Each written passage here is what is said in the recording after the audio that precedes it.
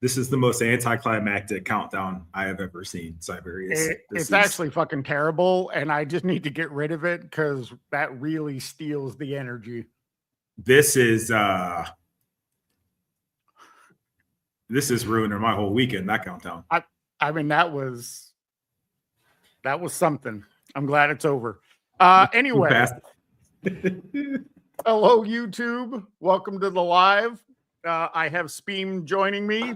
So welcome, Speem. Jesus Christ. Fantastic start we're off to. Thank you. Thank you for having me, sir. It's been a while, Speem. What's been going on, man? Hey, listen, I appreciate you asking. Just working. Working 2 jobs, trying to raise kids, trying to navigate the end of the world. Like everybody else, but here I am, rising from the ashes, and again, just here to celebrate you absolutely killing it on the YouTube front. It's cool to see. We've been talking for a while. It's really dope to see you come into your own. And listen, man, I'm here for you. I'm here to support you. Well, I definitely have to say, and everybody, AOH will be joining us. He's just going to be a little bit late. But the reality nobody gives a shit. Let me real quick. Let me interrupt you there. Nobody cares about AOH. Let's just move past it. Go ahead. All right, let's move past it. Yep. But it's because of your guys' live streams that you did, for years. It's why I started a channel. I wanted to be a part of that. I just kept thinking to myself, while you guys were doing it, that's a club I want to be in. And so I finally just said, fuck it, it's time. And, it's taken a while, as it should, to learn your speak of the devil. Welcome, AOH. AOH, if you were talking, you were muted. We cannot hear you. Hello. How's that sound? There we go. Hello. Are you calling from Cybertron? Does it sound terrible? No, it's just real echoey. It's something. Yeah, it sounds like you're in an auditorium. I assume that's how your inner monologue sounds, AOH. Real echoey, real omnipotent. What's that sound like? Better. Much better. Yeah, much better. Okay. I was actually trying to use a fancy microphone I invested in for mobile, and I guess it sounded like trash. You may just have to dial it in.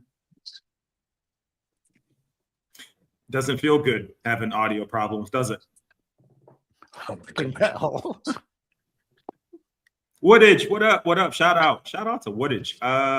Sneaker collection. My sneaker collection has not been getting the attention it's needed. As it turns out, a lot of these utility companies, a lot of these electricity and gas companies prefer that you pay them. So I've had to pay my bills as of late.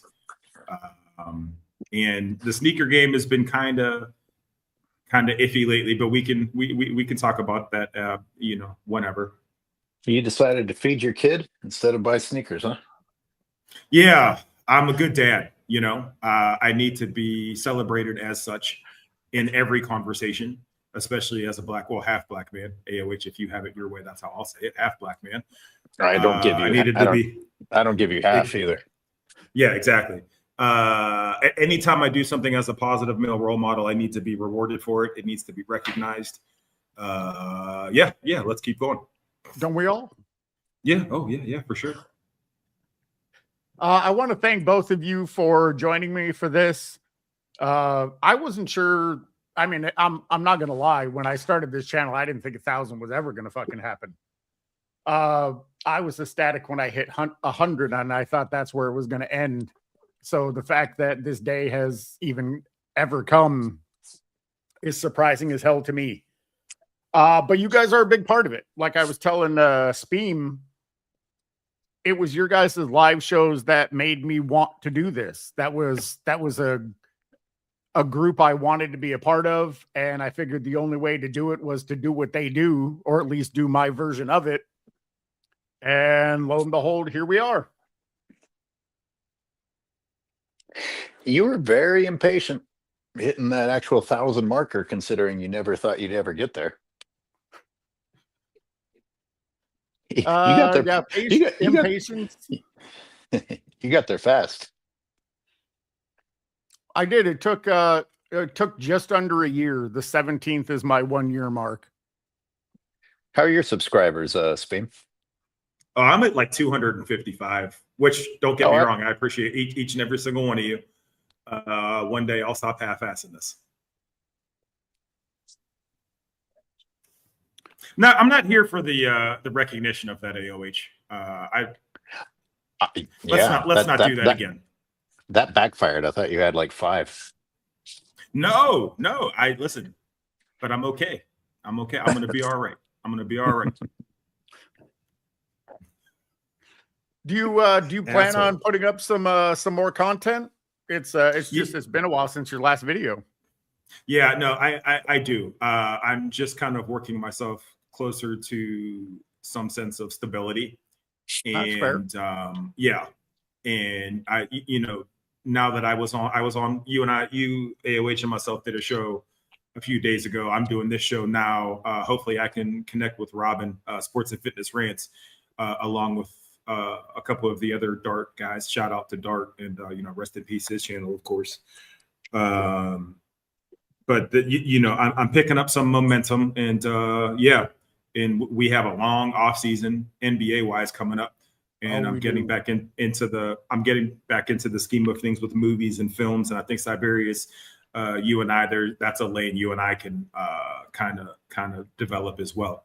So there's plenty of content coming. It's just being an adult in this world is exhausting. It is. It is, and it never fucking ends. No, it does not. AOH, how are you, sir? Don't pretend to care. Just keep going with the show. I did try. Let the record show I did ask. Sorry, Cyberius, go ahead. So I did want to, excuse me, ask you guys about a few things. I just made a video today about LeBron says a GM would have a hard time not selecting him first overall all time. And I just wanted to get your guys' thoughts on that. Where to begin? I mean, it's a fake honor. We all know he doesn't deserve to be on the list at all, much less at the top. No. But it's just so LeBron. You're receiving this honor, and even then you've got to use it as an opportunity to brag on yourself and not be humble. I mean, they're handing you on a silver platter a chance to finally just be humble and let them do the talking for you, and you have to utter even more nonsense. He can't do it. He apparently actually cannot. Wooded says Wilt would probably go number 1 in most all-time drafts. I'd probably have to agree with that. I mean, why do you have to go so far as to say what Kobe would have done, what MJ would have done?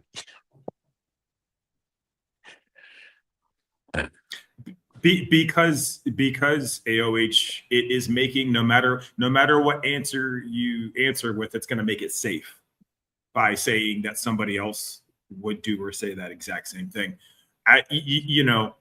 In the entire time we've been watching this man play, and I'm using the word man very sparingly. I was going to say, yeah, right. I think maybe once or twice have I ever seen him say quite flat out, I'm the greatest of all time, or something along those lines, in a setting where it actually had some kind of weight, as opposed to him saying it in one of his films or having someone say it for him. And even in those instances, it was shaky at best. The most significant example I can think of is on his little bullshit barbershop show where he said that one there made me the best of all time. You could hear the shakiness in his voice when he said that, and Lord knows he'd been rehearsing that in his head and probably rehearsing that live thousands of times, making all those poor production folks sit in that room while he says it over and over again, trying to convince himself that he's the GOAT. And even then, him saying it out loud sounded shaky. So I think he's on a personal discovery of his own, trying to figure out how to maneuver around that, because there's no way in his heart of hearts he knows that there's no way he's convinced that what he's saying is accurate. Oh, no, unless he's a complete sociopath, which is almost like Jack the Ripper level of sociopathy. People who are convinced of things like that don't feel the need to say those sorts of things, like Michael Jordan staying quiet. It's true. The one thing about that clip that I don't think gets addressed enough is after LeBron says that, and Rich Paul says, for so many reasons, the look on his face says disgust. Like, on whose face? On Rich Paul's face. He's Go disgusted? back and watch it. It looks like he's disgusted saying those words. Oh, I don't know. Oh, come on. You need to go back and watch it. Were you telling me that Rich Paul had some integrity at some point in time? I don't believe that for a second. Well, no. I don't necessarily believe that. I'm just saying that disgust has a very distinct look on somebody's face, and it's the same on every person's face. You don't think that he disgust? You don't think he was expecting him to say that? I don't know.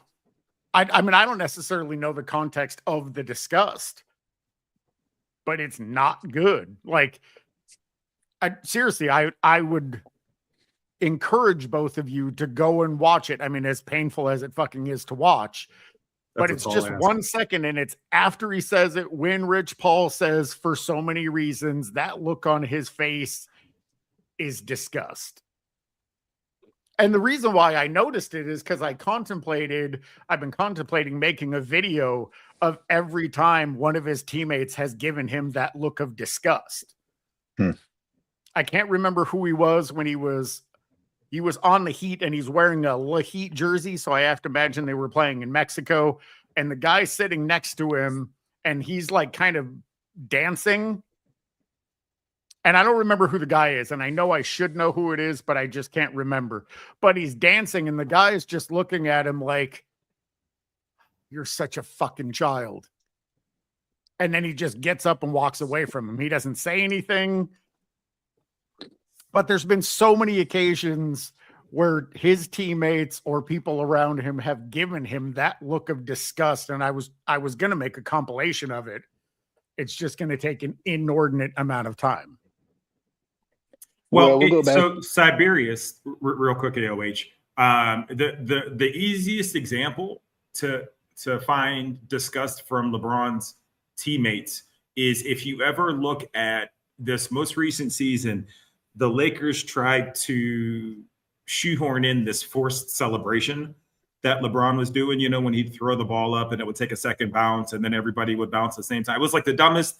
It was like watching people maybe with learning challenges try to come up with a new game or something along those lines, right? And you can see it in the respective teammates' faces that they don't want to be doing it. You can see the look in his son's face, in LeBron's son's face at a press conference. He doesn't want to be there. You can see the look on his face in the game. He doesn't want to be there. There's no joy. There is no joy on a LeBron James-led team. True.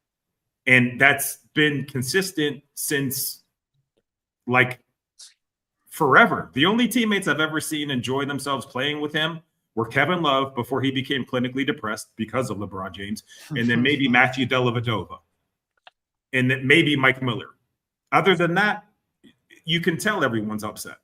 Shout out to Lynetta Ferrotu, Mario Chalmers, and Mario Chalmers owns LeBron's soul because he punked him in front of the world.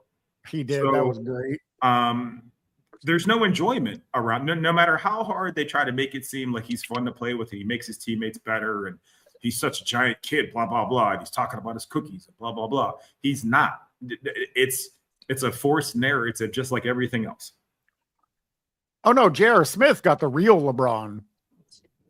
The pouting silent treatment of, you messed up and there's no way in hell I'm going to let you live it down. And I'm going to, hold this against you for the rest of your life. There was no kid there. There was a pouting child. That's the real him.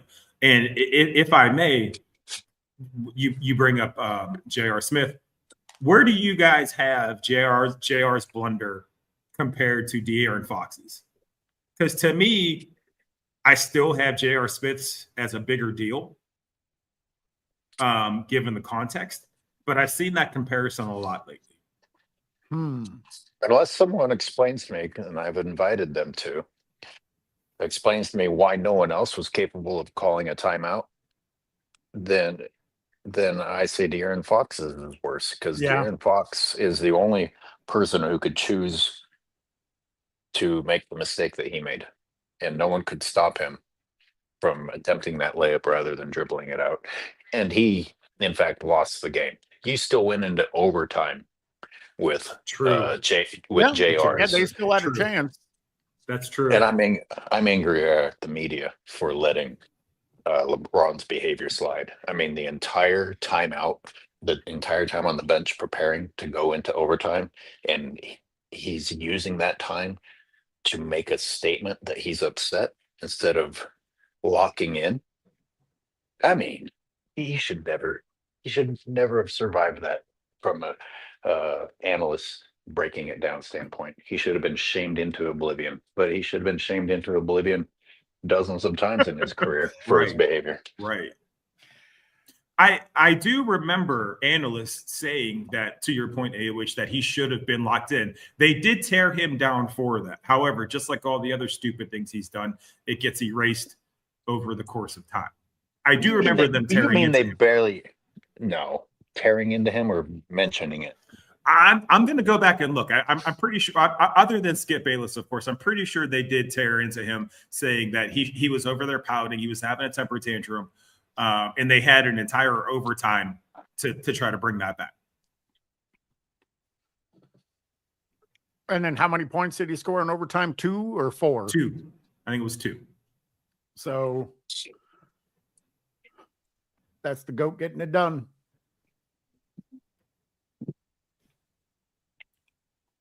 But yeah, it's still something that I will probably work on over time.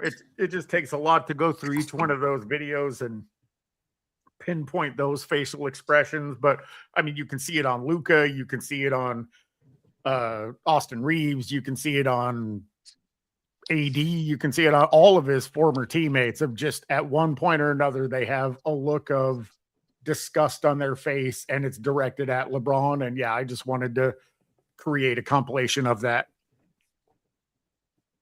I will you be can watching probably for do it. that in 1 or 2 games. That won't take you long to find disgust. It's just going to take a long time to narrow, like you said, narrow it down, because there's got to be billions, literally billions of pictures of his teammates being disgusted with them. I'm missing the value of the TNT overtime cameras. I should have bought 4 computers and had each of them recording in the games live on every angle that they offered, because you just don't have that anymore. And That's true. They cut away to protect LeBron James from his own behavior so often that was something that those other camera angles provided. Is TNT the only broadcast that offers those different, like those additional angles? AOH? Yeah, it's gone. I don't know. And those cameras were an investment. I was very curious when I found out that TNT lost their broadcasting of the NBA rights. I was like, so what becomes of all those cameras that are mounted in all of these places? No, they're probably using them for LeBron's documentary. Oh, shout out King's Speech. Shout out to King's Speech. Man, long time no see. Oh, with what's happening with the Knicks, he's going to hop on anyone's live. But you know what? I think that I knock on wood. I'd rather see the Knicks win a chip because I know that I do believe Wemby's going to have his time. I do believe that. But, Jalen Brunson taking that pay cut and, Cat, just kind of getting drugged through the mud through so much of his career being called soft and zesty and all this other stuff. It's cool to see him do well. And it's cool to see a big man like make an impact. It's cool to see somebody like actually put a stop to Wemby because it wasn't looking like anybody could for a long time. In the Knicks, man, like it's gonna no disrespect, King Speech. It's gonna be really interesting to see the city kind of tear itself apart. It will when they win because we will see. I hope they don't. It's like I don't want anybody to get hurt, right? But this is the closest I'm going to see to the purge. Oh, right. But okay, let me rephrase. I don't want anybody else to get hurt because this is the closest we're going to get to the purge in my lifetime. And it's just like this universal joke to me that it's like, this is how people celebrate by beating the shit out of each other. It's crazy to me, but it's great. It's great to see. Well, I'll be happy. I'll be happy for either team. I certainly don't have anything against New York winning, but that losing the way that they lost Game 4 is that's just despicable. I really don't want to see any team fucking play that stupidly. What are you up to tomorrow? Again, I'm not mad that New York won. I was just mad to witness something that fucking dumb. Biggest bonehead play in the last 10 years? Not just that play, the entire second half. And there I had been thinking, I was like, man, I need to give their coach Johnson or Mitchell, whatever. Mitchell something. Yeah. Some credit for what he's done. And then I was like, where the fuck is the coaching? The entire second half. They didn't even have to play well. You understand they didn't have to play well? They just had to not do what they did. I mean, they were so bad that they basically did exactly what was necessary in order to lose. Hey, so then I guess the question, so to your point, AOH, if the Knicks win, is it because the Spurs played so poorly? No, I'm not going to say that. You're not going to say that? Okay. That was just a really ugly. Just Game 4. That was a really ugly half of basketball, and it's a shame that it was a part of the series. I'd rather see New York and the Spurs have gone through this series without witnessing anything that ugly. No matter where does wins. Brunson?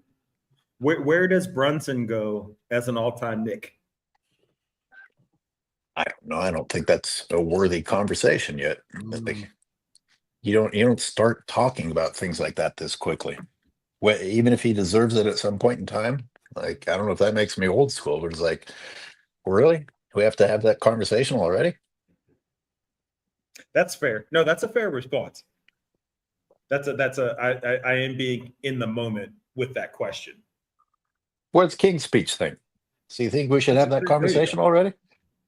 That actually, yeah, King's speech. I'd love to know your thoughts. I would think a longtime New York fan would want some respect for the guys that were lifelong Knick members, like guys that played their entire careers there and suffered through the heartache of facing Jordan. So two things, Cyberius. King's speech says drop the link if you're cool with that. And Woodage says, to answer your question, AOH, he's in top 4 with Ewing, Frazier, Reed.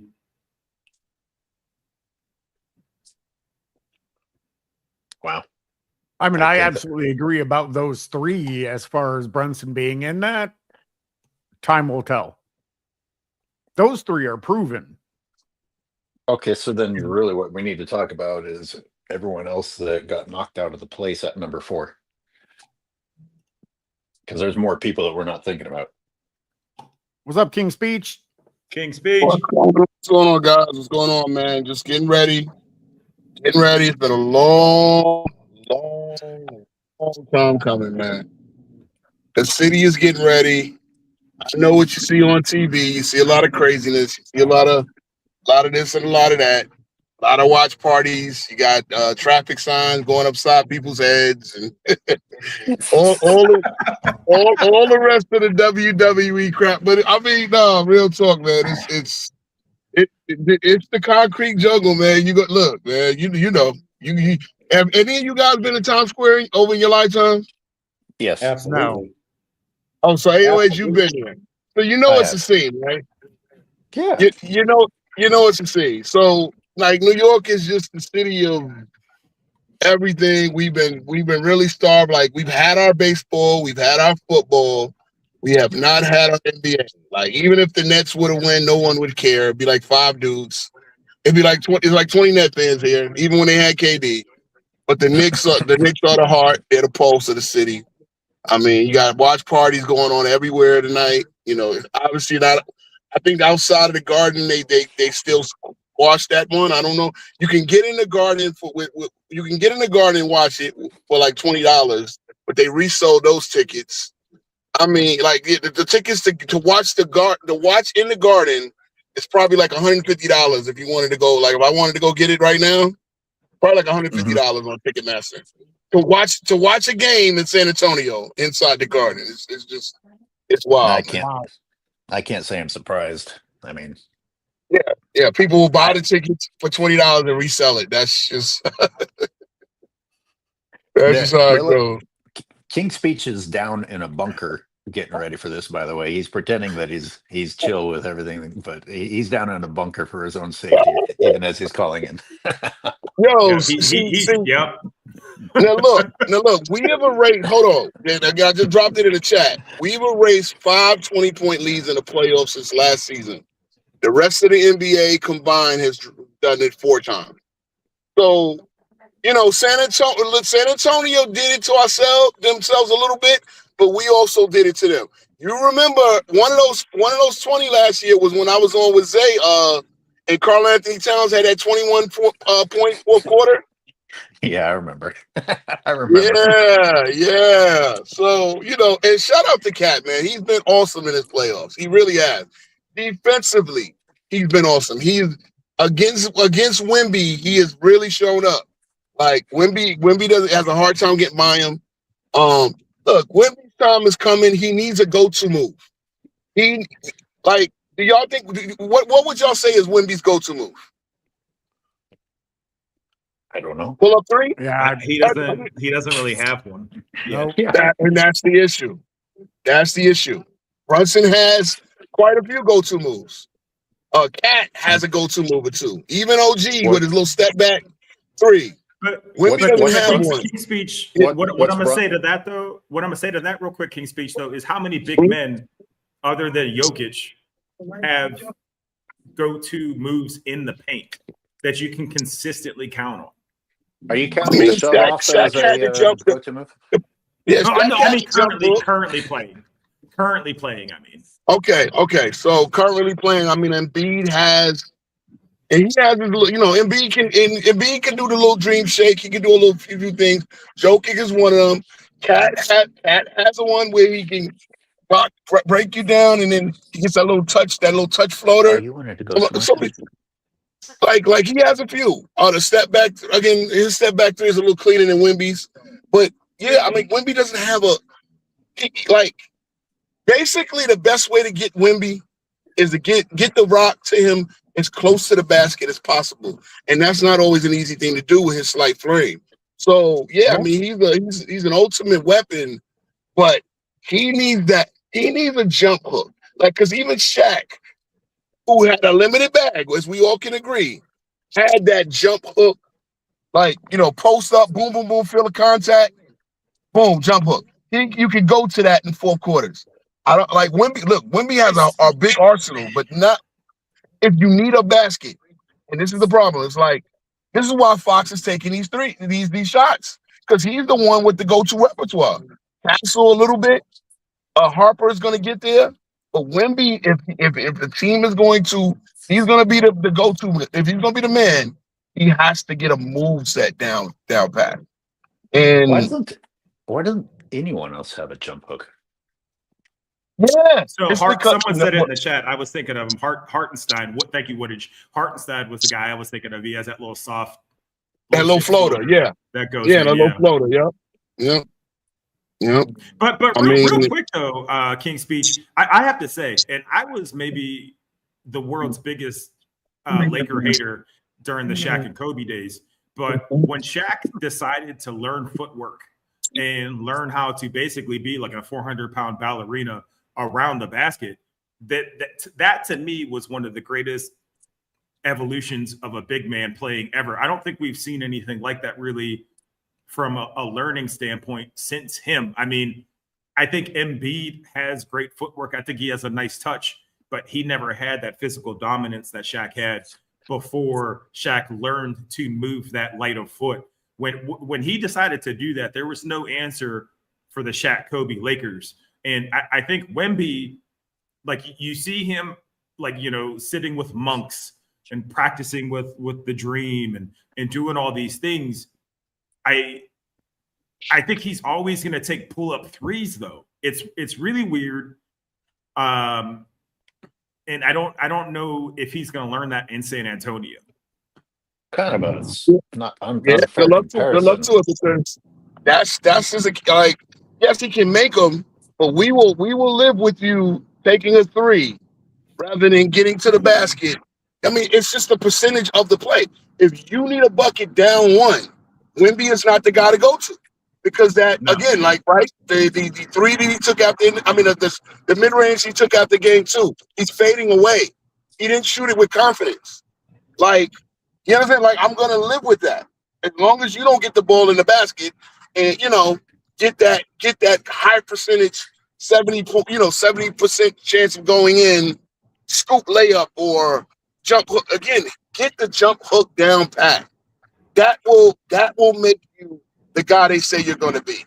It's the little thing. It really is. It's the little just and again, I mean, I'm sure he's been well coached, but there's just certain things that you have to do to get to that level. And yeah, I mean, hey, I called Knicks 5 before the series, and I called all close games and I said the Knicks will win these close games because our guards are more experienced.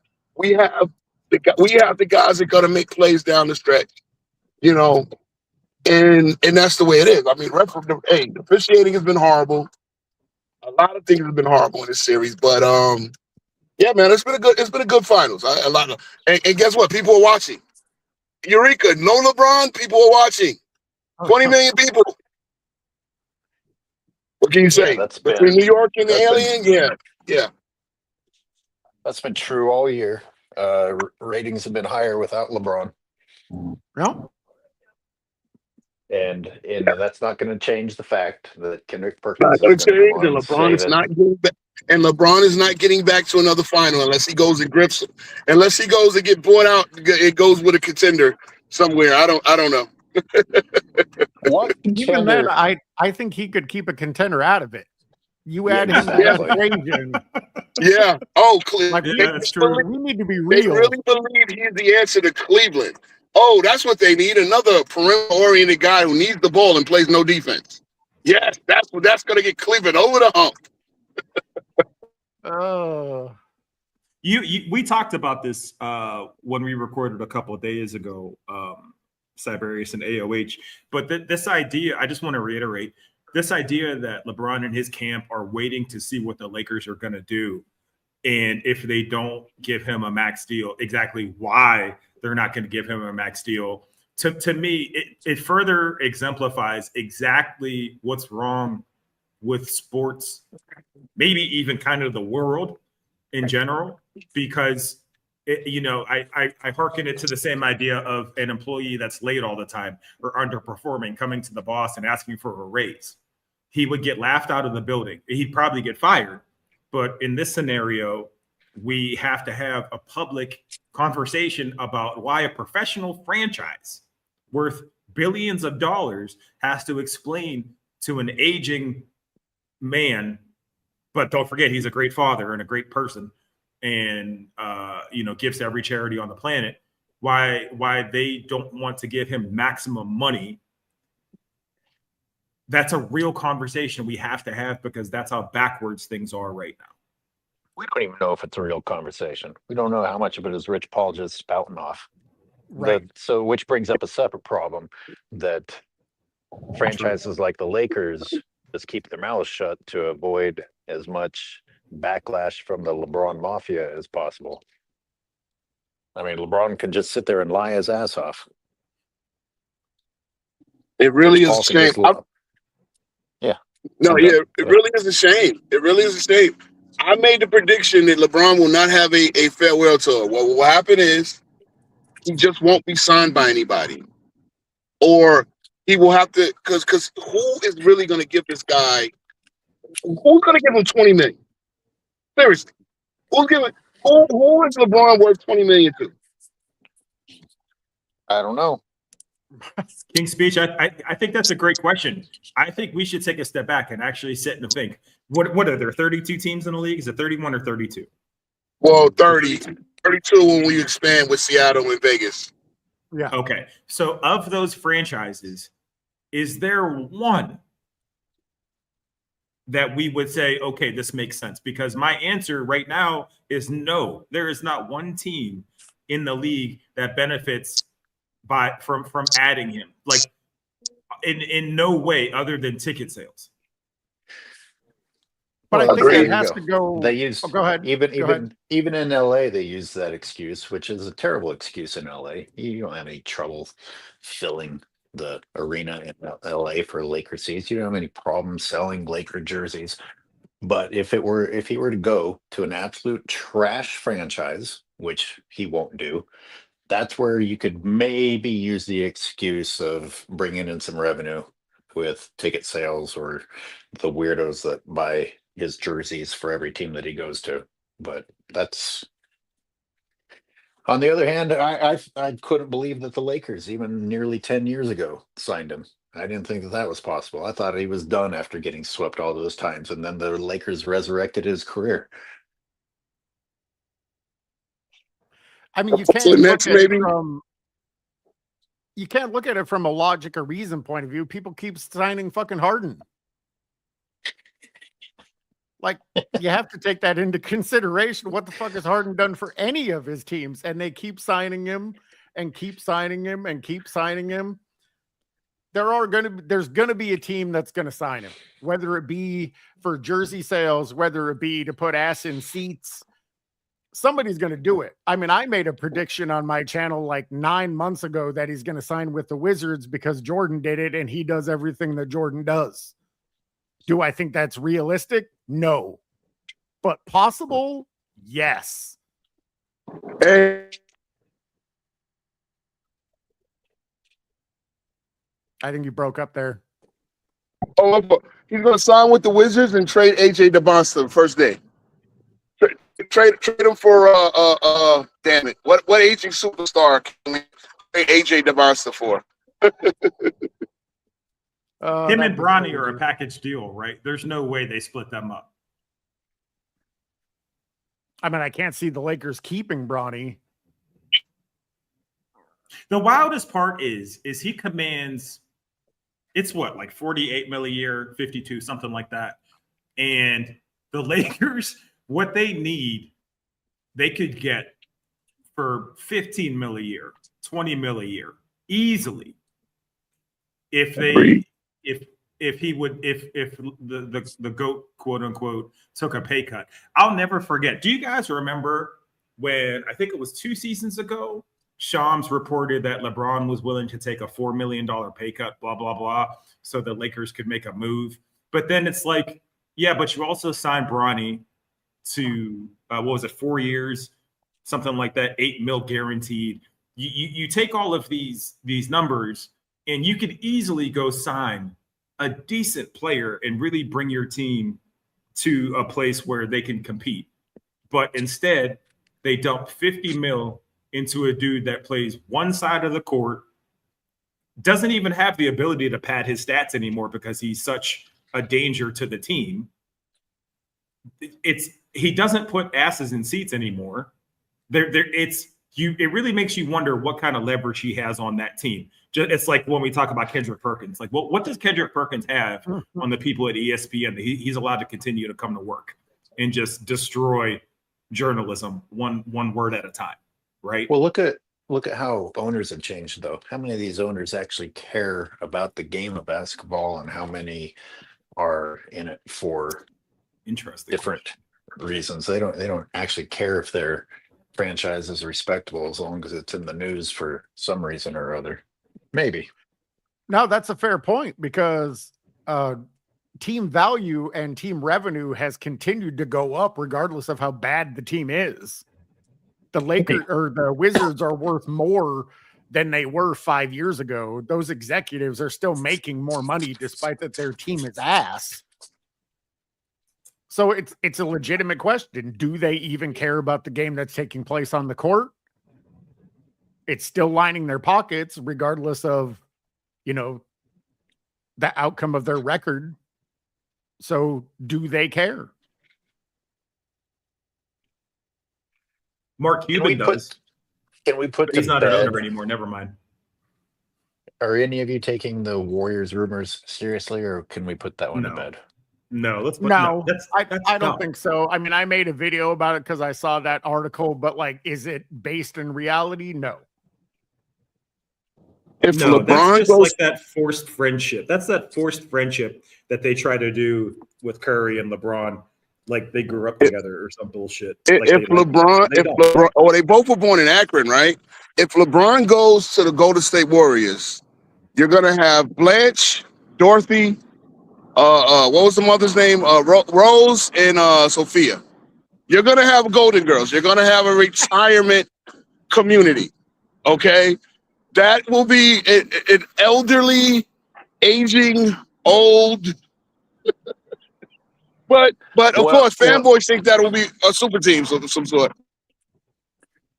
Steph still has quality ball left, though. That's the problem. Steph Curry can still impact a team winning. Like, he very realistically, if he's placed correctly, he can get a fifth chip. And we can put this whole stupid argument to bed.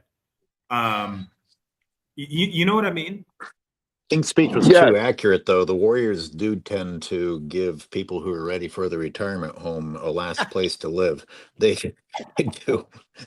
Yes, and it's the thing. Here's the thing. Initially, you need young legs. Now, Steph is still like that.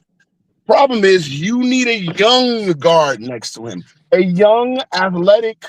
See, this is the thing. What the Lakers need, just like you were saying, Speen, the Lakers need somebody for about $15 million who plays LeBron's position, doesn't need the ball, but actually plays defense. And with LeBron there commanding $52 million to be a power forward who does not rebound, does not play defense, and just pads his stats and tell you, hey, this is value. That's not, you got Luka, you got Reeves, you already got 2 traffic cones. What do you need with the third one? You got Rui Hachimura. Rui's a baller. He is. He is. Only thing is, he's good. He's a good 3-point spot up shooter, and he's a decent defender. But he's not good enough to cover up for the fact that the other 3 are traffic cones. That's why if you look at the metrics, probably their best basketball was with Marcus Smart on the court, and he comes off the bench. And guess what? Marcus Smart plays so good defensively this year that he's going to opt out of that $7 million, and he's actually probably going to get $15 to $20 million on the open market for about 3 years. So the Lakers won't be able to afford that, and this is the problem. And then you got LeBron, who says, "I'm not taking no discounts," but it's going to go somewhere and take a discount. Make that make sense? Mm-hmm. Well, he's going to do it because he doesn't have a choice. Right, but they'll spin it, though. They'll spin it. Well, AOH said it best. You can just say things now. They don't have to be true. You can just say things. So he's going to say, I'm not taking a pay cut. A week later, take a pay cut. And then, like AOH just said, they're going to spin it. And it'll never be brought up again, ever. I mean, you see how LeBron when can't Rich lose. Paul said that there are 4 teams that want LeBron. Name the teams. Silence. Yeah, he didn't Because name there who are no wanted 4 Bronny teams. either. Exactly. Well, did the Warriors ever come out and say that they planned on drafting Bronny? No, they didn't say that. Everybody else but them did. But that's the story that was ran when he was in the draft. Oh, the Wizards were gonna draft, or I'm sorry, not the Wizards. The Warriors were gonna draft him, but they talked to the Lakers and they weren't gonna do that. They weren't drafting no fucking Bronny James. What are we talking about here? That was a bold-faced lie. Just like they said that he came in at the combine 6'4", 200 pounds or whatever the hell he is, and he's actually 6'1", like $180. Lies. These are documented lies that never come back around, and they're never brought up again. One, I think it was Rich Paul that said nobody draft Bronny because he's not going there. Right, which is tampering, by the way. Yeah, well, they get away with that. Oh, Are there routinely. 2 of you? King's Speech. Yeah, I think. Yeah, I don't know. I bounced out and I came back in. I don't know. You got to Speeches kill are one of them. Yeah, there you There we go. go. Yeah, yeah. I'm multiplying out here, man. Oh man, I have a dilemma, guys. I have a dilemma. The Knicks need to win tonight. All right, they need to win because I got my family reunion in Orlando. All right, so there's a chance that if they won tonight, the parade will be Monday. If it will be Monday, and I can fly out on Tuesday. My wife and kid is already flying out on Monday morning. Monday morning, and I'll be flying out Tuesday, and I can make the parade if it's Monday. If not, I will miss the parade I've been waiting 40 years for. Shit. So, how often do you have family reunions? Family reunion could wait. It's yearly. It's yearly. And you know, that. down in Disney, it's just look the way these YNs are going to, man. Look, I'm an old guy.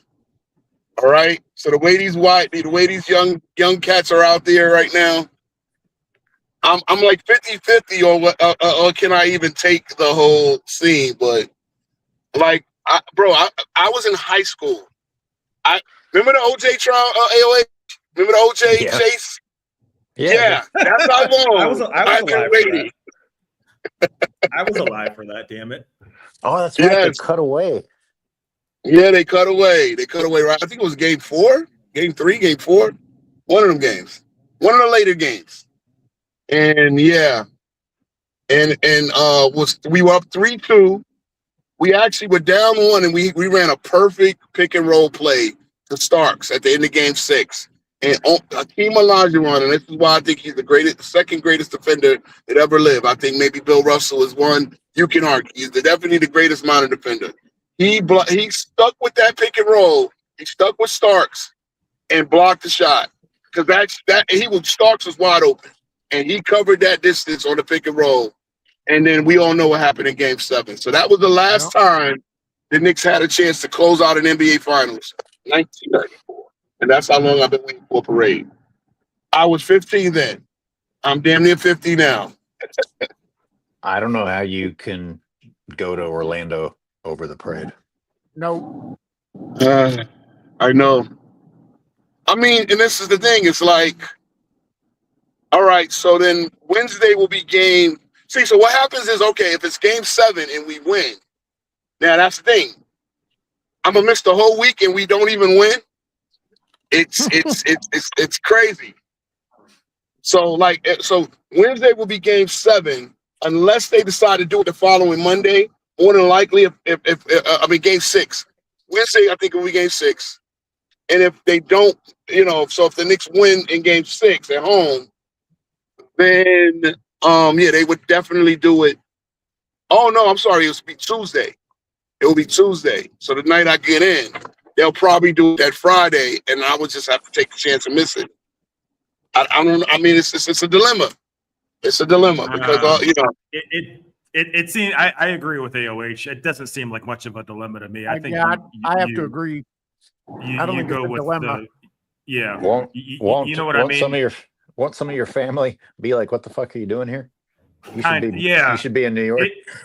If they love you, that's exactly what they'll say. Oh yeah, no, they understand it, but it's like, damn. Well, if we lose, then I'm chancing missing the whole week. And And, I then mean, you it's wait until next year. I mean, it's yearly. yeah, I know. I mean, look, It's either that or go be with your family I and have a then go watch 2-year-old. Eddie. I have a 2-year-old who wants to see Mickey, right? Like, and he deserves to see Mickey. And I deserve and I should be there. See, it's like it's a lot. It's a lot it's just because Also, I you mean could be saving your life by not going. that's the thing. That's the thing. Like I don't. I have a.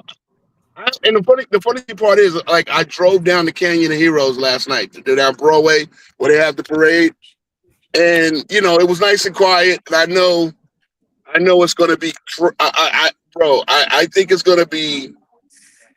So you saw what OKC had last year, right? I think it was like what 30,000, 40,000 people. It looked like the St. Patrick's Day parade in like Savannah, Georgia, or something like that. Like it was in New York, you're gonna have about at least 2 to 3 million people in that little small area surrounding the World Trade Center. Yeah, it's gonna be nuts. It's gonna be nuts. So I might be saving my life just by the traffic control and the crowd alone. It really is a dilemma, guys, because we have to win. Like I'm gonna Because- feel like crap if we don't win. But you also sound like you almost want an excuse to go leave New York just to guarantee your own safety. You blame family. Blame family. I mean, yeah. Hey, real quick, I gotta shout this out. Earn Your O2 donated $20. Congrats on 1K subs. Wow. Thank you so much. Oh yes, Nice, very good, very nice. yes. Congrats on 1K, Big Cy. Yeah, I'm stalking 400. You've overtaken me. Hey, Spin, what you up these days? Like 255. Oh man, yeah. I passed you and Cyberius passed the both of us. Like, shout out to you, bro. Yeah. Shout out to your videos too, man. They really are good and informative. And you keep that theme, man. You really put foot to neck on these fanboys. Well, I appreciate that. Yeah, man. Yeah, man. Hey, you know the new thing over there in fanboy world, right? Is if Jordan was 6-9, he would have had a better career. If he got to the finals 15 times and lost 9 times, then he would have had a better career than what he did at 6-0. I don't. I just don't. So, King Speech, you saying that reminds me of something that gets brought up consistently about the bubble, and I've been wrestling with myself about this, thinking if any other team won, would I count it? And I honestly think in my heart of hearts, it didn't matter what team won. I wouldn't have given a shit. And that's so independent of basketball because the world was, I mean, it's an ugly place now, but we were going through such bad shit right at that moment that I didn't give a crap about basketball to begin with. So if the Knicks had won, I would have been like, that's cool and all, but this doesn't seem like real basketball. And with the Lakers winning it and the optics and the circus nature and the fake entertainment value of people saying, well, LeBron burst out of the room and said that we can't do X, Y, and Z. Like just the over performative nature of everything just made it that much worse when they did win it. And I think that's like the most fair way. That's the most fair way to say that. I agree. 6 NBA champions or 5 NBA championships, and tonight, if the Knicks win, it'll be 6. Have been crowned since then. None of them. Not Giannis, not Steph, not Joker, not Jason Tatum and them, and not SGA and them last year. no one continues to refer or defend their championship the way LeBron, and LeBron only, because even as you know, even AD said that shit wasn't real, bro. Alex Caruso said it too. Alex Caruso Caruso was like, said, "I got me a real one." Yes. Yeah. Yes. And if common sense by some miracle hadn't come out of the woodwork, they'd still be talking about that bullshit in-season tournament as something of greatness. But literally, the very next season, everybody snapped back to reality and said, "This is stupid. We didn't know what we were talking about last year when we, put this in the rafters." He hyped it up. And Yes, and LeBron himself said, and LeBron himself, after being eliminated, said, "Oh yeah, this shit don't mean nothing." But when he won it, see, this is the thing. Whatever LeBron accomplishes becomes the thing of the day. So whatever he does, that's what matters. But when it's someone else that does it, doesn't matter. Again, shout out to my Knicks, who, as I predicted, we didn't put it in the rafters, we put it in the hallway. That little tunnel that you get there. I mean, if anybody been in MSG would know, there's a little tunnel you get to go down to get to the. That's where we put it.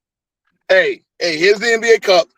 Hey guys, you guys can touch the cup or whatever, or look at it we put it in the trophy case like they do in high school. We didn't put it in the rafters.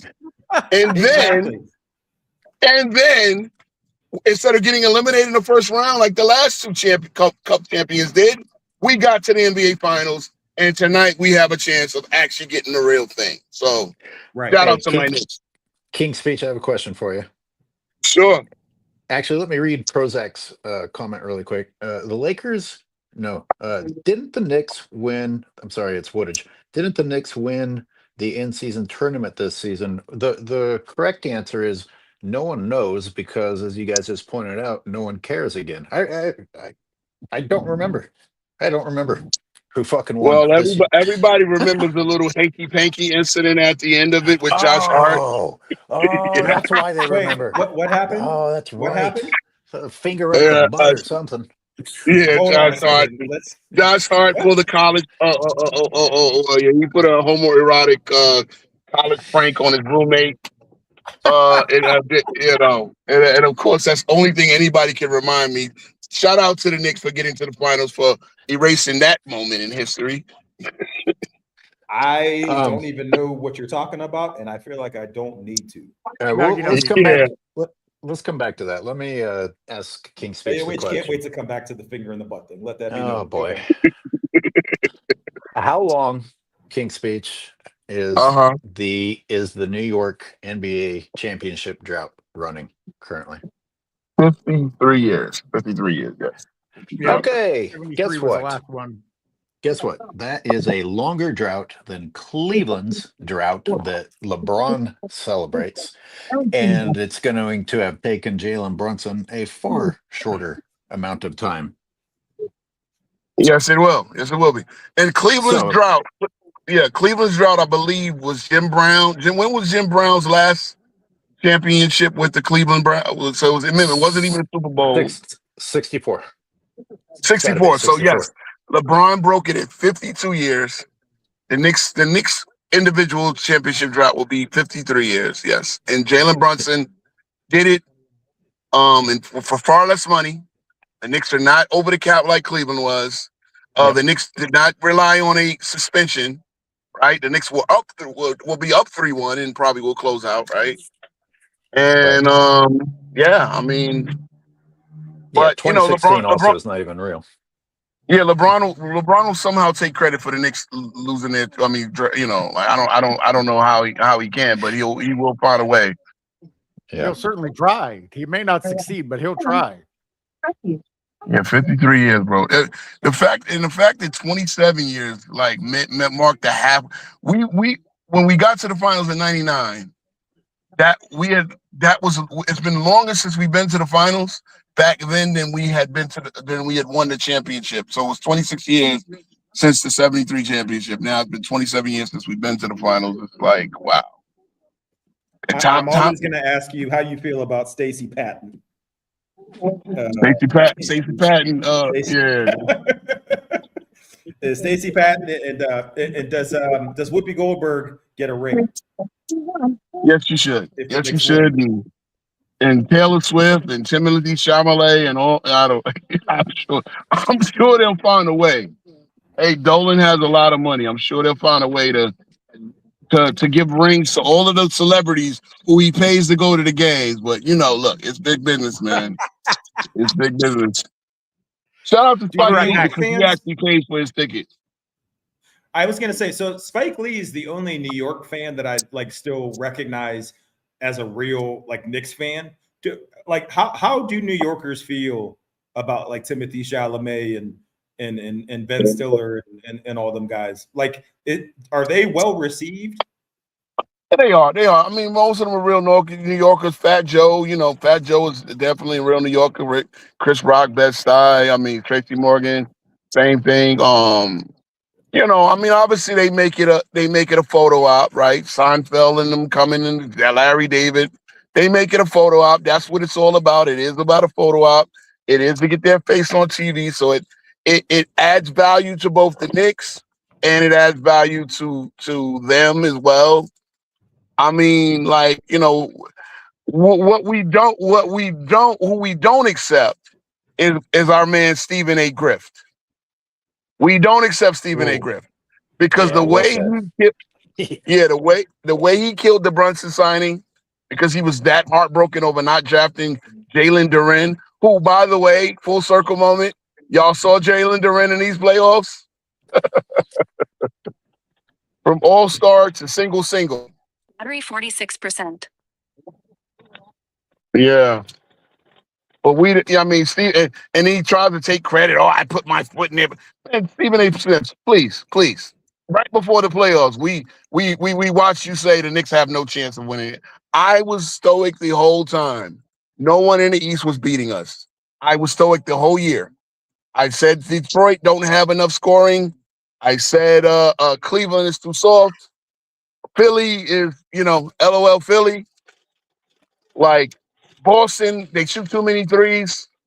They literally shoot themselves in the foot by taking threes. As Joel Embiid is with his one leg is posting them up and erasing a 3-1 lead.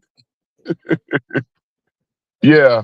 So, and we get there and we trust our matchup. And that's what has happened. No, you got to give you that. I was going to say, I haven't been wishy-washy about it at all. No, yeah. You've seen it. I've been stoic all year. I said Knicks in 26. I said it from the end of last year and I said fire Thibodeau. Thibodeau's a great coach. He's a good coach. Problem is he's a taskmaster who doesn't really dole out tasks. He just wants to play. He plays his style. He doesn't adjust on the fly, and you have to do that. Just like Mitch Johnson. We're talking about Mitch Johnson. You have to adjust on the fly. You cannot continue to put up threes, right? That wasn't our issue. Our issue was stale substitution patterns. So if you saw in Game 4, we went and played Jose Alvarado, right? Who? Oh yeah, Jose Alvarado. Because they were pressuring Brunson, so you needed a second ball handler on the floor to alleviate the pressure. That's coaching. That's coaching. It's not just the X's and O's and the analytic. Right. Analytically, the Spurs are winning the series 4-0. Well, I guess it's gotta love that. Kenny Atkinson will never live that one down. I mean, and it's funny. What's so funny is this is how you have to motivate guys now to play basketball. Well, analytically, you guys are doing quite well. If you just don't turn the ball over in the final 2 minutes 3 times, and actually close out on this guy. Sports is such the opposite of the real world. I couldn't imagine not showing up to court, on the nature of my work. I'm in and out of court. AOH, feel free to make as many black jokes as you want with that. I know you can't wait to. Wow. But I'm in and out of court consistently. I can't imagine me telling a judge, well, analytically, I'm here on time more often than I'm not. So, I've done nothing wrong. They don't operate in the real world in any capacity. And there's certain things you don't say out loud and him saying, well, analytically, what did he say? We were up 3-1, 3-0, We or were whatever we it were was. up by being well, yeah, we were up 2-1, and he said because it was one game where it was just like the Knicks just beat their ass so badly and you can't even. But yeah, he said analytical, we're up 2-1. We're up 2-1 in the series, so that's something to hang your hat on, guys. The the nature of sports is who scores more than the other. Yep. Like somewhere I don't understand where that's been lost. If anything, you could probably trace that back to LeBron and the whole participation trophy era. Absolutely. Yeah. Yeah, it's that expected win-loss percentage thing that goes. It basically shows you what shot should have went in, and again, the shots go in or they don't. If they don't go in, it's because maybe you're taking a higher degree of difficulty shot. But it's like the game script, and people really think there's a game script. It's like, no, basketball is react, attack, react, close out, defend. I mean, it's really it's the most simple game because the object of the game is to get a ball into a hoop. Well, do it the best way possible. Do it the best way possible.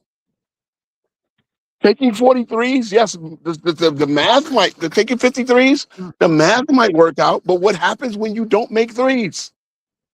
20-point leads go bye-bye.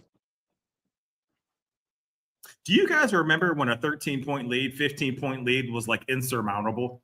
Yep. Yep. Back when fundamentals were a common thing. I still remember watching NBA on NBC back in the day. And I used to be so angry when like the Jazz were playing because it's just like, here comes the most boring basketball ever, right? Just like Malone Stockton, pick and roll. Here we go. And the scores would be like 80-60. And it's like that game is completely over with, right? And now these leads are going away in a matter of minutes. And I don't know if I enjoy it or not.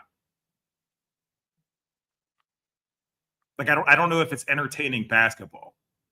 Well, as a guy whose team raised 5 of them in the playoff in the last 2 years, it's very entertaining for me. I'm just saying. You seem to have a little bit of a bias with that answer. That's okay. Oh yeah, I'm biased. You guys think Wemby's a dirty player?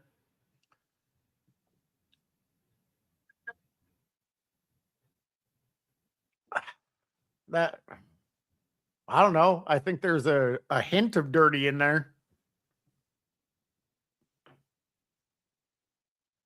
The whole shoving Brunson to the ground thing. I mean, that's not something that a clean player does. I don't even know what the hell that elbow was that I don't even know who he threw it at, but it seemed awkward. Like that one I even have a little bit of a hard time determining if it was intentional or not because it was just ugly. I think I kind of want to see Wemby take on the villain role. I think the NBA, I think that would be good for basketball. I really do.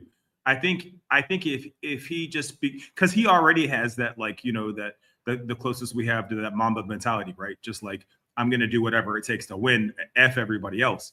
I think that if he embraces that villain role that I wish Giannis would have, I think he could maybe become a problem for the rest of the league for at least the next decade. I think my only issue with that is I don't think his body could sustain that role. I mean, he hasn't even played 70 games yet in his 3 seasons. I don't know if he's built for villainy. That's an interesting point. That's a really good point. Whereas obviously Giannis is. He can take on that physical punishment. Yeah. The NBA needs a quality villain. Oh, it does. I mean, it would certainly help. That's not Dylan Brooks, right? Because it's like, yeah, he's the quote unquote villain, but nobody's really concerned about him. No. And again, going back to the 2000s, I hated the Shaq Kobe Lakers. I hated them with a passion. And it's because I knew that when they came in the building, you're probably not beating them. It's like when Randy Moss went to the Patriots, right? And they went 16-0. I hated that team. But what they were doing to other teams, blowing them out by 30, 40 points, because they were so angry and because they were the villains, it made for great sports. It made for great watching. There is none of that anymore. You know, when Shaq sort of embraced the villain role, when Kobe embraced the quote unquote villain role, the whole Mamba mentality thing, it's like, no, you want, at least I back then wanted to see them lose, but I also knew it's because they were so great. Other than the Sacramento series, I didn't see that many shady things happen with the Lakers. I couldn't stand them. I couldn't stand Rick Fox. I couldn't stand who else was on that team? Shucks. Oh man. So Shaq, Kobe, Rick Fox. Who else was on that team? Cyberius, AOH, help me out. I didn't watch basketball back then for that time. Okay. So I Derek Fisher. Name. Derek Fisher. There you go. Just like unlikable guys. I mean, the reality is rivalries feed the beast. Well, yeah. And there are no rivalries.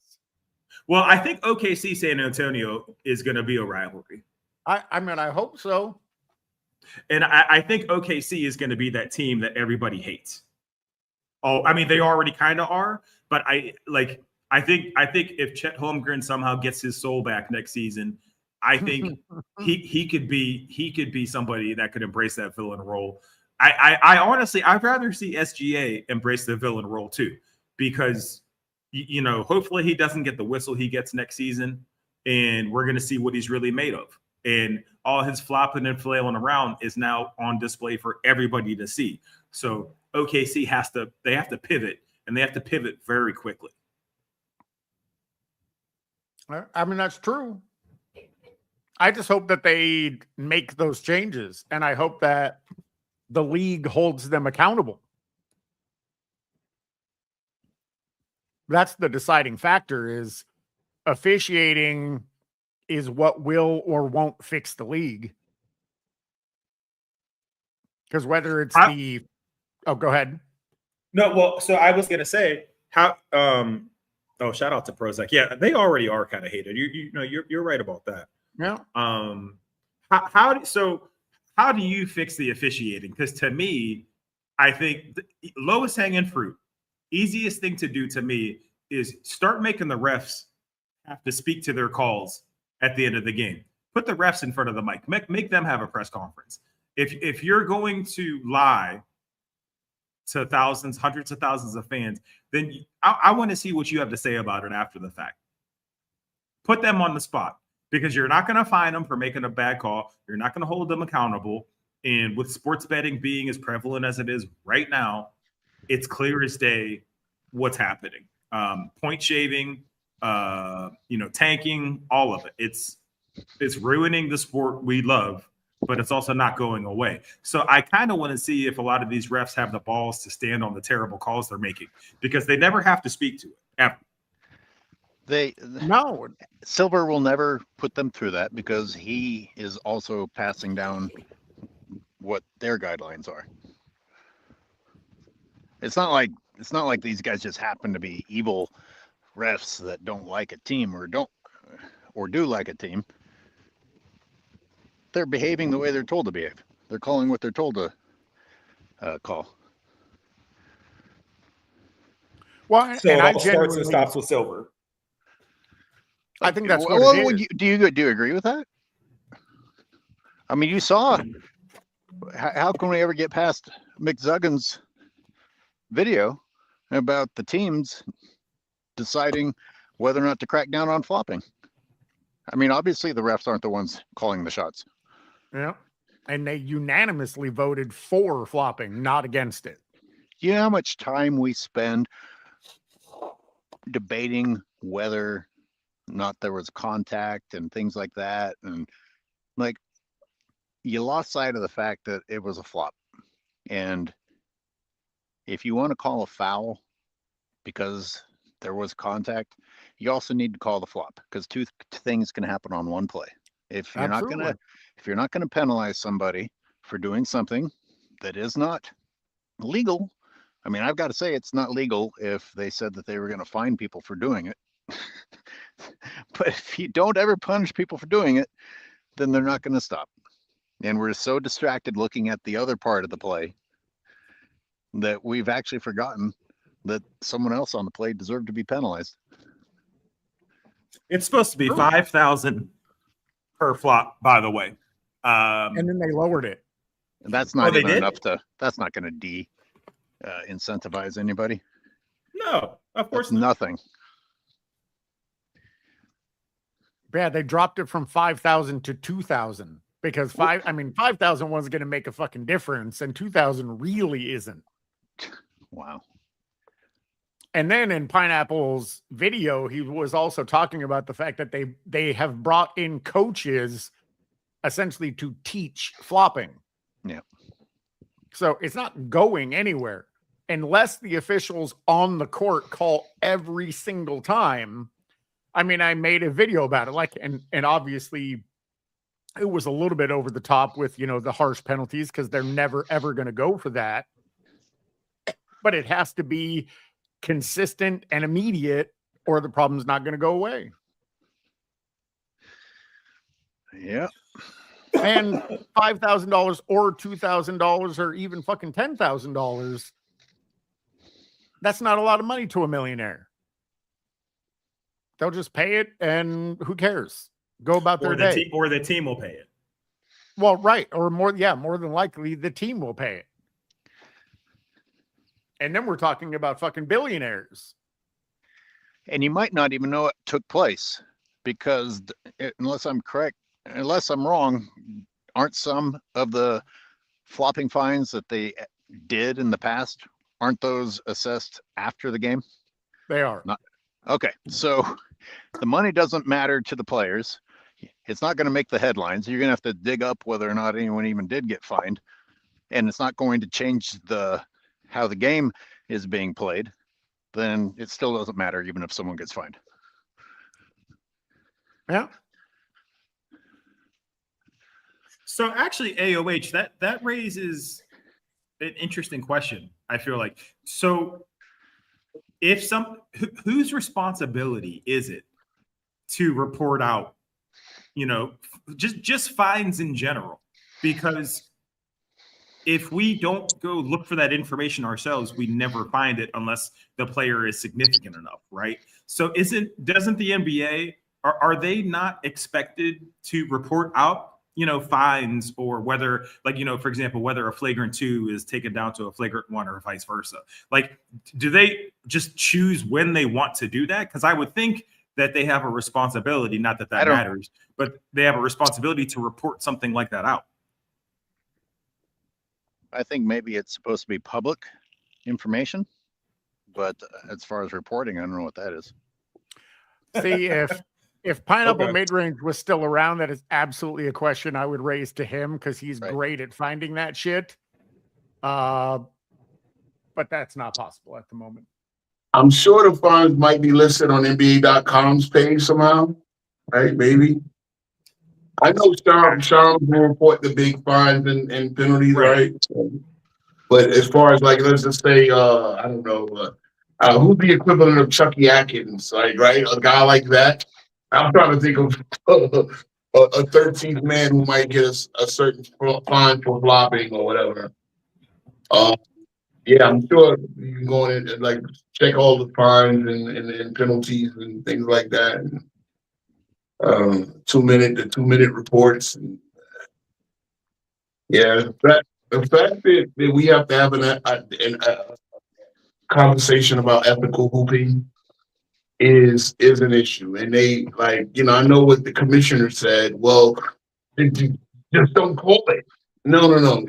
It's purposely deceiving officials by you have to make an issue out of that. Falling to the floor as if you're shot for a non-contact, that has to be penalized. And I I thought the solution was wait to the next dead ball and assess to the layup game penalty type of thing, and the second one on a team would result in free throws, or don't even make it a delay of a game, just like the defense in 3 seconds, automatic free throw. Stop the game, free throw. Right. Okay? Right. But we've lost. Assign a tech to it. Assign a tech, make them lose points, or make give the other team an opportunity to score points. Sorry, Yeah. Well, we've lost our way a few steps before that because we're busy debating whether or not the defender who got shoved flopped, because now everybody's defending flopping because you have to sell a call or the refs won't whistle anything, which I don't agree with.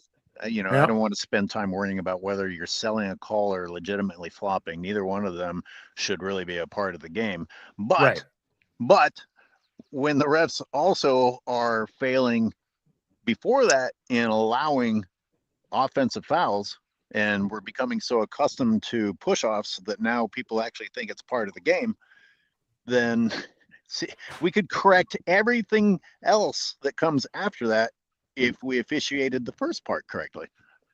Can I just say something that's been bothering the crap out of me real quick?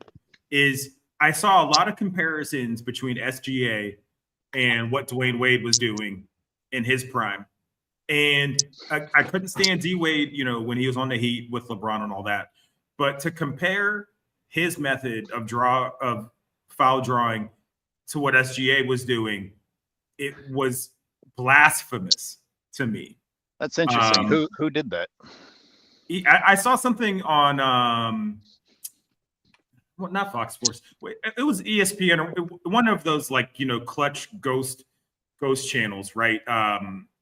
It was something on Instagram, and they were pulling up a D Wade highlight reel of him drawing fouls, and then doing a side by side with what SGA was doing.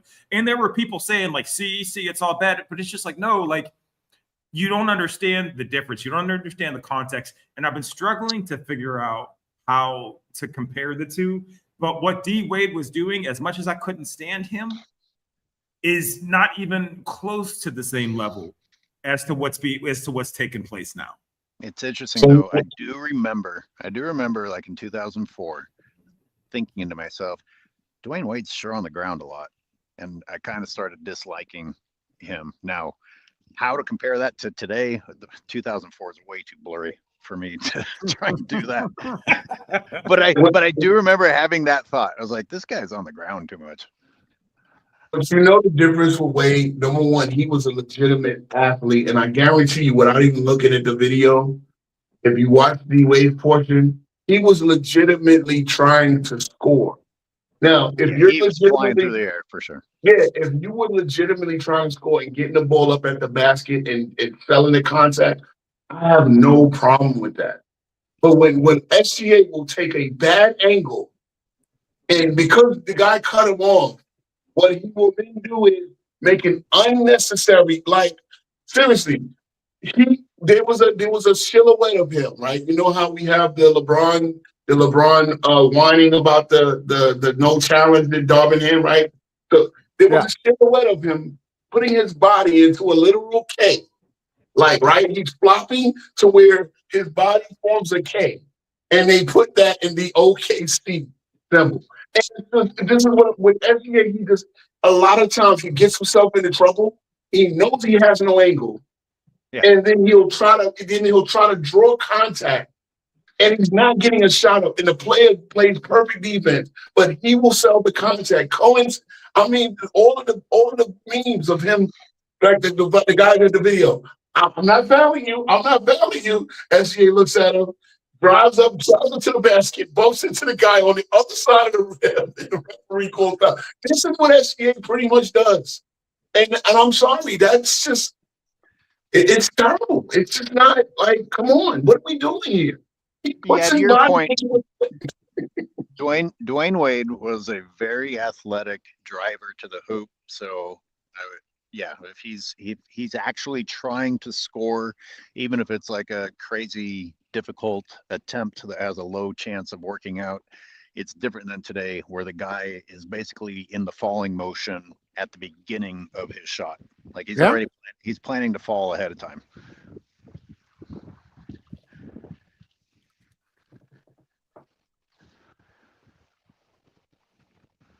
That has to be stopped seriously. I mean, we can change the draft lottery that we know that they fix anyway, right? The draft lottery process now. So if you're in the worst three, can we actually solve what we see on the floor?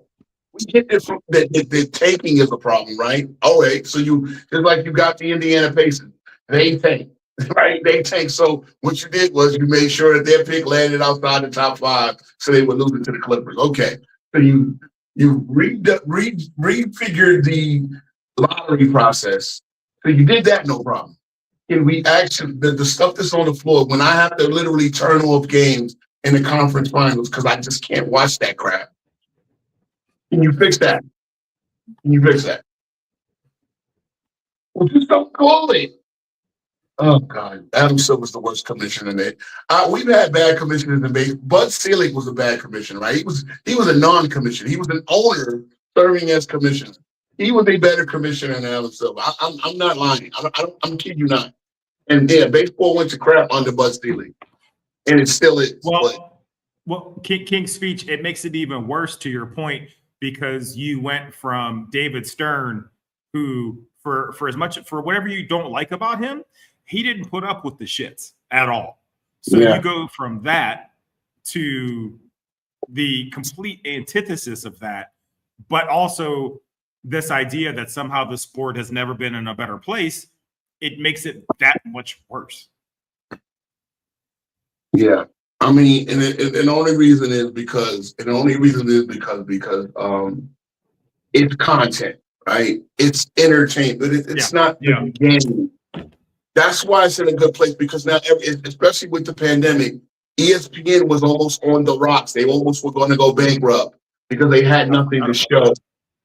Yeah. So now this is why they're in the business with the WWE. Because they know if the next pandemic happened, well, hey, sports might shut down, but wrestling, hey, we can show WrestleMania 27 on our channel, and we can show the Stone Cold Steve Austin's greatest matches. So content is key, and that's all the NBA is, but it's just a bad product. It's not. I don't want to watch these games. I can go back and watch some Bulls games, some classic Bulls, Knicks or Bulls, Jazz, Bulls, Suns, and Suns, Magic. I can watch those games. I can't watch this. I really can't. If my Knicks are yeah. I know you say all that until the Knicks win tonight, and then you're going to be like, I love this game. Well, I will watch the 5 20-point comebacks we've done over the last 2 years. I can definitely watch those. So are you guys familiar with the credit draft that's coming? The credit draft? Yeah. So they've already initiated the change. It's only in place for 3 years, but teams, it's no longer a lottery, it's a credit draft. So each team, and this is all speculation at the moment because they haven't officially announced it yet. They're not going to do that until the off season. But so each team will be given, say, 30 points, and you basically bid your points on players. So if you wanted to, regardless of what team you are, in that round, you could say, I'm willing to spend 30. I'm willing to spend every point to get this player. You get that player, because the likelihood of any other team being willing to do that is unlikely. Now, they said that part of the, what's that? Is this the college draft? Like the NBA? It's an NBA draft, like AJ DeMoss and all these guys, right? Yeah, it's on NBA.com. They even I made a video about it and I posted the article from NBA.com about it. And part of the reason why they made this change is because now they're saying that they can penalize teams for tanking. So if they think a team has tanked, like say the Pacers, they can fine them 10 credits that will affect their drafts going forward. Because the thing is you don't ever you only gain a certain amount of points each year. So you're given an amount at the start, let's just say 30, and then each year you're given 5 points, 5 points. And again, this is all, they haven't released the exact details. So they were just using examples. So you get 30 points at the beginning. Each year you're given 5, but that's all that you're given. So once you're out of points, you're out of points. So they're saying, and I mean, and again, like I said, I made the video about this. I don't think this is a fucking good idea, and I don't think it's going to fix any of the things that they think it's going to fix. It will If anything, not. I think it's going to create entirely new problems. It will not. It won't fix a damn thing, because I mean, like, and I saw what happened this year, right? It was like a month ago in the season, like it was like almost a month ago in the season, and the entire the entire top 10 of each conference was already clinched, right? So 10 teams were out of it with like 13 games to go within the season. Like, so basically the 11th team in each conference had no shot at the play-in. And it was basically those 10 teams who, like when in the case of the Nets and the Wizards and Utah, were genuinely horrible teams, right? And so with the Pacers now, they have to be studied, because they had a team, even without Halliburton, that could compete, and they just did it. They just did it. It And sounds like a judgment call, though. Who gets to make the judgment? Like, that's because you the can have thing. you can have all the evidence, but someone still has to decide that you were actually guilty, like a jury. Like the LH, you find Utah for tanking, for sitting their players in a game that they won. They won. They fined them for sitting their players.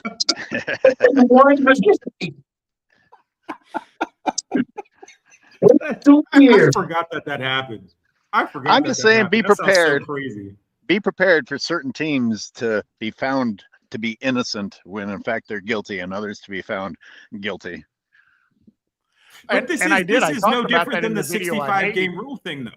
This is no different than the 65 game rule. There enough players are going to piss and moan about it, and then they're going to talk about changing it again. And we have three guys, including Wemby, who play 64 games, who like were eligible for awards. Which is, again, you're doing gray area, right? You get, like, here's the thing with the technically flagrant foul points, right?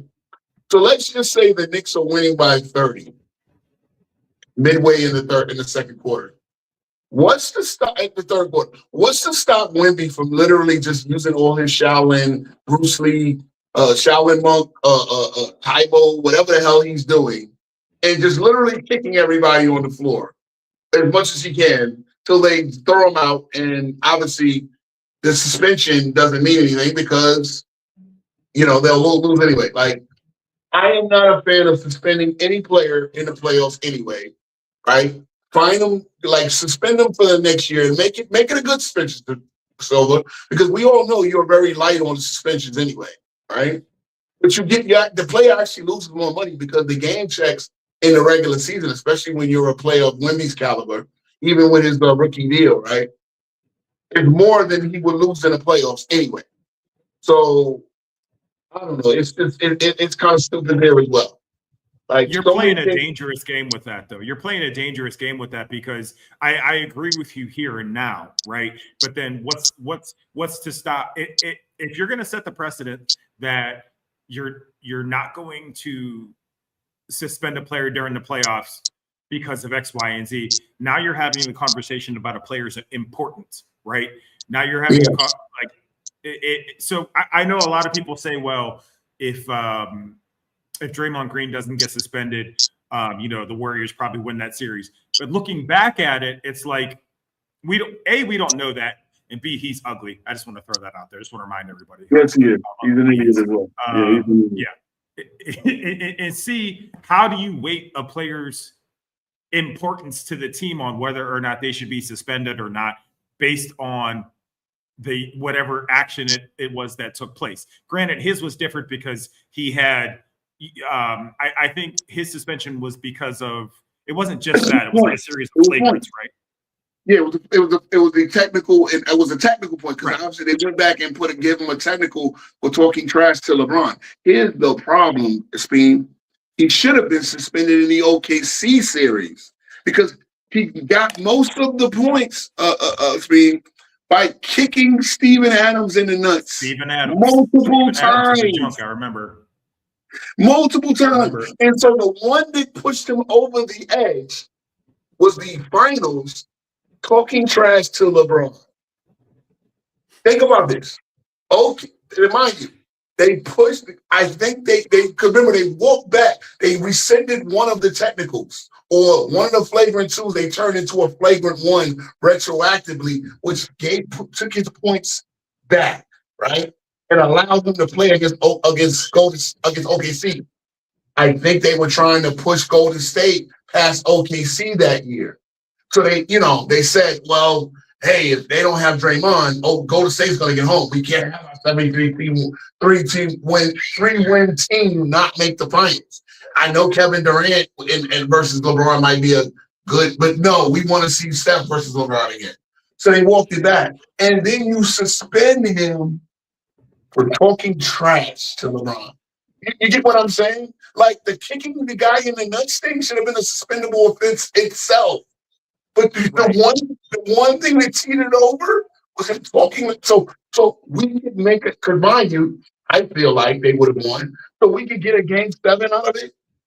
That's where you look janky. Yeah. But what you run into is now you're playing. To me, this is just me. Once you announce what the penalty is, you should leave it there because here's what happens. To your point. If you go back and you downgrade, a flagrant 2 or a flagrant 1 or vice versa, now you're tipping your hand. There's no way that anybody that watches the sport of basketball or has any semblance of critical thought would sit there and say, oh, that seems straight up. No, it's obvious that you're tipping the scales and you are now basically going back in time. You're using a time machine to change an event and how you feel about it to literally have an impact on the future of a series. To me, that I don't even understand how that's legal to begin with. A and B, if you're gonna do it, it's like don't piss on my back and say it's raining, right? It's like one of those. I feel you. It's just nuts. It really is just nuts. And again, I don't trust Adam Silver as a leader of this league. You can't. I mean, he's good. Yeah, you can't. Like we all know that whatever. I mean, he'll spend millions of dollars to light up the court during these stupid in-season tournament games. That he won't clean up he won't make the rule book actually clear. And this is where us guys we just can't. Yeah, we can't really get into it. I mean, I used to love all basketball games. Like I didn't like the Knicks are playing tonight, so of course I'm watching, right?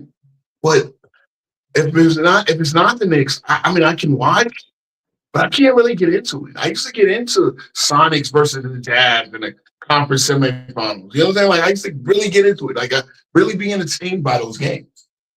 Now with the 3-point shot and the flopping and yuck. No, that's exactly how I used to feel too. I started watching the NBA in 1984 when I was 8 years old. Even at that time, I took this shit way too seriously.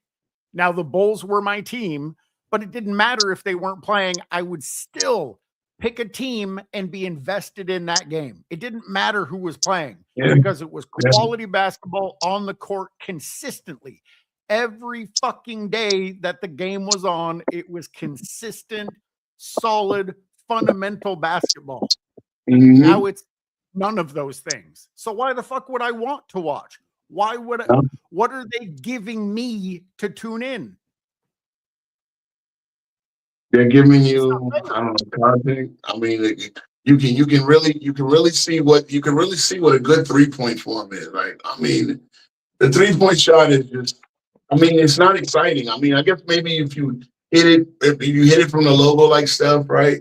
If you're having a shooting heater like a Steph Wood or even a Caitlin Clark or I don't know you're having one of those. That's it. Like, that's it. but You need both. That's it.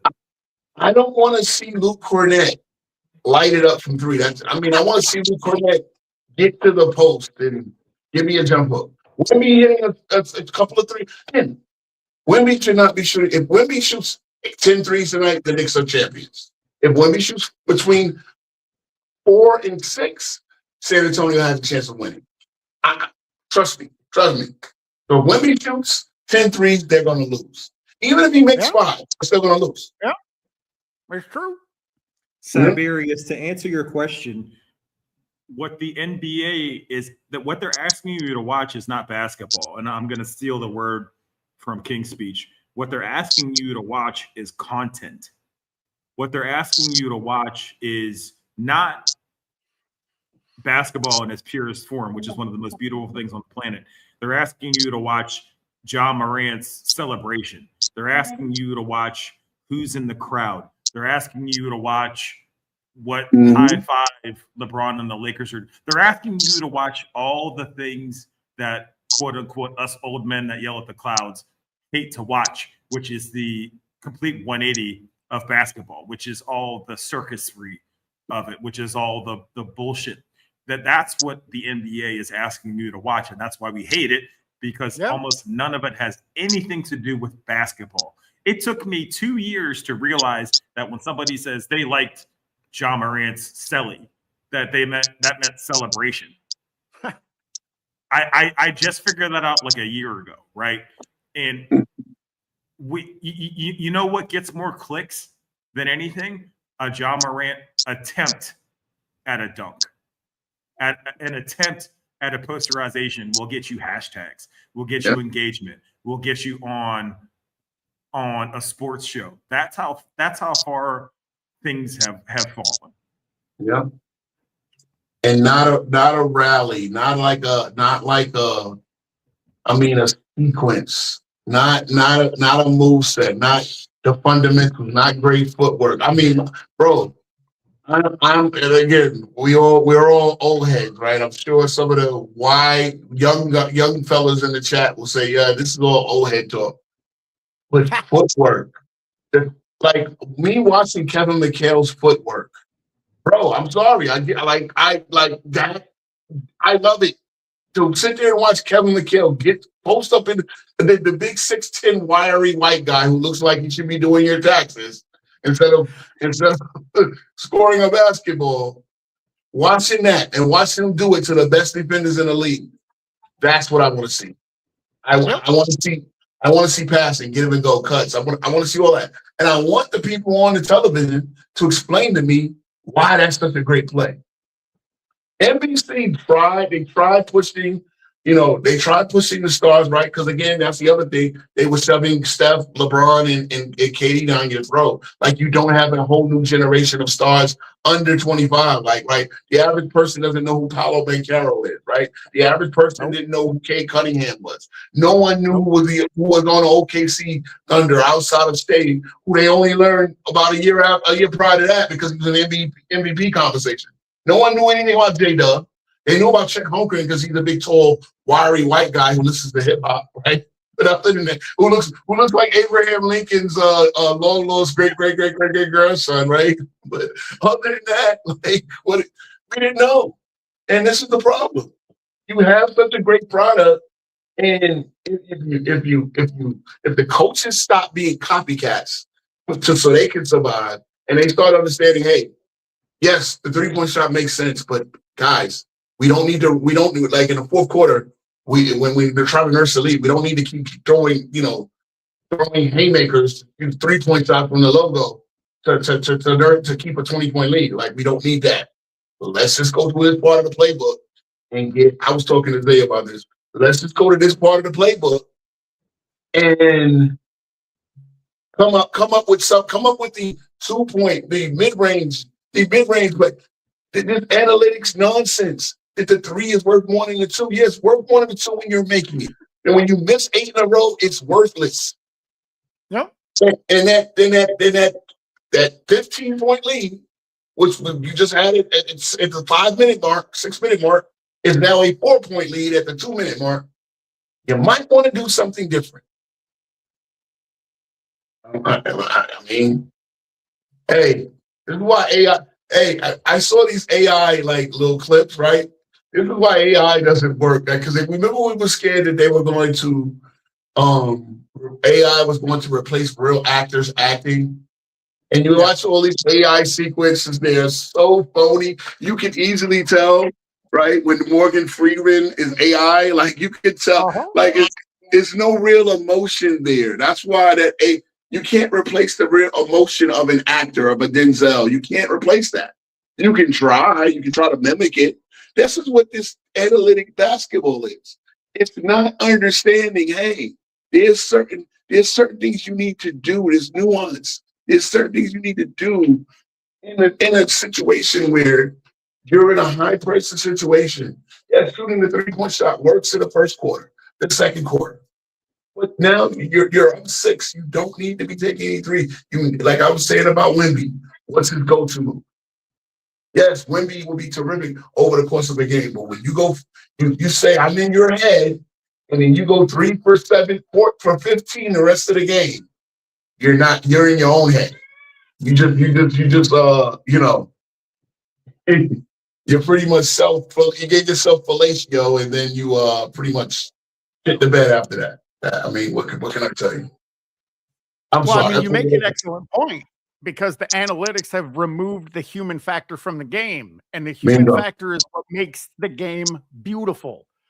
Thank you. It's the improvisation. It's the creativity. It's the fact that every fucking team is a carbon copy of every other team. Yep. They're all running the exact same play, but you're not having to plan for them like the physical Knicks of the 90s, or the physical Pacers, or or the perimeter defense of the Bulls. You're not having to change your game plan because everybody has the same fucking game plan. Yeah, the full court press of the Sonics, right? The mid-90s Sonics would press you full court. Yeah. The defensive presence of the Pistons. Yep. I mean, what are we talking? Remember when White Chocolate? It was White Chocolate, C-Web, Doug Christie, Bobby. I'm blanking on his name. That Kings team was the one team in the league that you could sit and watch, have fun playing basketball, but also have some level of like spice to it. And now every team is like that. Yeah. Well, again, shout out to my Knicks for saving basketball, because we beat one stupid 3-point shooting team, and then we beat another stupid 3-point shooting team in the finals this year. And what else do we? Oh yeah, Mr. Analytical Kitty Analytics, I'm trying to analytics Kitty Analytics Atkinson. There you go. Yeah. I mean, boy, so. It's like, yeah, and again, we played the see, the analytics has some. Do you guys watch baseball? I know McZuggins is a big baseball guy, right? I remember. It's like I can't watch it anymore. It's my first love. Like that '86 Mets is my first sports memory, right? Watching Orozco. I think I saw the Bill Buckner. The Mookie Wilson hit the ball between Bill Buckner's legs. Baseball has become, everybody is swinging for the 3-run home run. No one hits the ball into the gaps. No one tries to stretch a double into a triple. No one they do steal bases, but they do it when really the pitcher doesn't, like they find a pitcher who doesn't know how to hold it. You taking all those elements out of the game that made it human, as we said, and everybody is trying to be 30, hit 260, 250. Like guys that hit 260 are now considered elite hitters, because now they're having on-base percentage of 3.38 because they walk. I'm like, is the walk entertaining? No, it's not. It's not. Working at 3-2, working at count 3-1 is not entertaining. Hit that ball. Hit the ball in play. Put the ball in play. Put the ball in the gap. But that's what we come to, because the analytics says If you get your best hitter up in the 2 spot and he gets on base 400% of the time, 40% of the time, but he strikes out 140 times. The strikeout is not a problem. No, the strikeout is the problem. Strike the turnover is the problem. You're not moving the runners with a strikeout. You're not. I'm sorry. This is why, again, the Falcons, remember those years ago in the Super Bowl where they blew that 28-3 lead and they just kept throwing the ball 20 yards downfield, not even running a West Coast offense on to keep the clock running. No, they kept throwing 20-yard passes. Yep. And giving the ball back to Tom Brady. Analytics said do that. Okay. And that's the crazy part. These coaches too, they have survivors. Like the analytics department says this is the way we should play. So you got to find a coach who feeds into the analytics, who doesn't think, who doesn't have instinct. Hey, who doesn't say, oh, okay, well, let me get Harrison Barnes in there for at least 5 minutes and see. Because he is at least a veteran, right? Remember, he won the first champion and got to the second one with Golden State as a young player. Right. Was what, 12 years ago? So all that experience he has accumulated since then. Let me give this guy 5 minutes and see if he can stem this tide that's going on right now. No, that's exciting. This is my best lineup. Keep shooting the 3. Don't go run this play.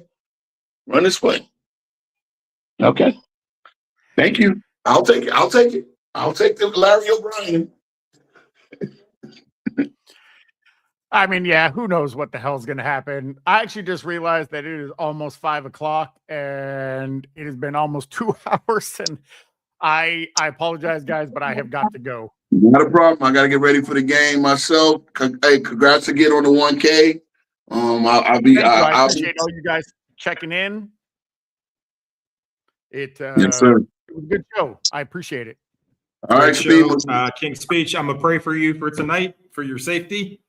Yes, sir. I'll be good. All right, bro. Cyberius, I'll talk to you a little bit later. Yep, later. Peace.